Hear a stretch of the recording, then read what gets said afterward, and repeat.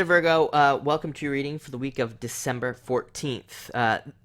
This week, you start off with the Queen of Hearts.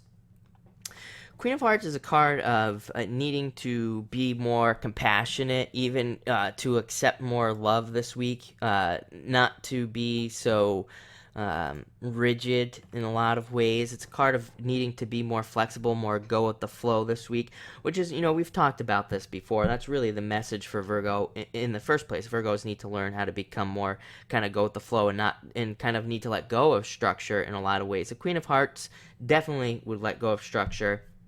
It's only this week, and it doesn't even feel like a negative thing for you. It's kind of like one of those weeks where I think you just need to just go with the flow. That's what the card's saying. That's it.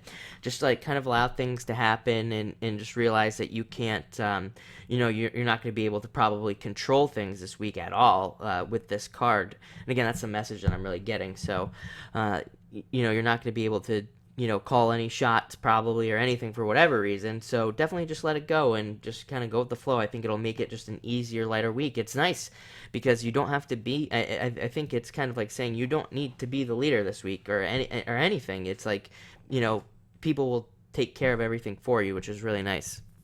Next, you have the Ten of Spades. Which is a good card as well. It's about things kind of being removed from your life, but as I always say with the Ten of Spades, you're usually not upset to see those things go. Ten of Spades can remove like even legal situations from your life, anything that you're involved in, and take those away from you, but it can also remove problems, burdens. If you've been under like a heavy burden or something like that, this can be that leaving your life, which is really great. It's kind of like a death card. It brings in a whole new kind of way of being, starting over. It's a very refreshing energy, and it removes a lot of that stuff, so that is a good message for you. Next, you have the King of Clubs. King of Clubs, all about planning, kind of planning for the future, even looking into the future. King of Clubs, King of Clubs, Queen of Clubs, Jack of Clubs, they can all kind of look into the future and see things happening before they happen and all this other stuff. It's a card of positioning in a lot of ways.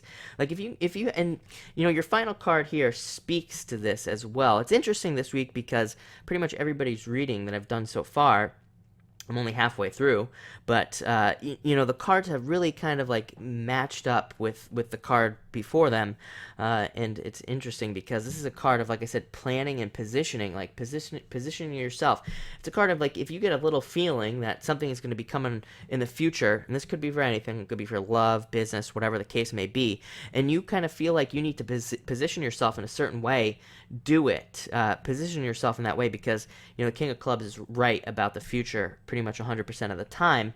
And then all of a sudden, if you're in a position to, say you need to do something to get a raise, like you just have a feeling about it, and you position yourself there, then all of a sudden in the future, you match up with it, and then boom, you get that raise. It's kind of one of those cards.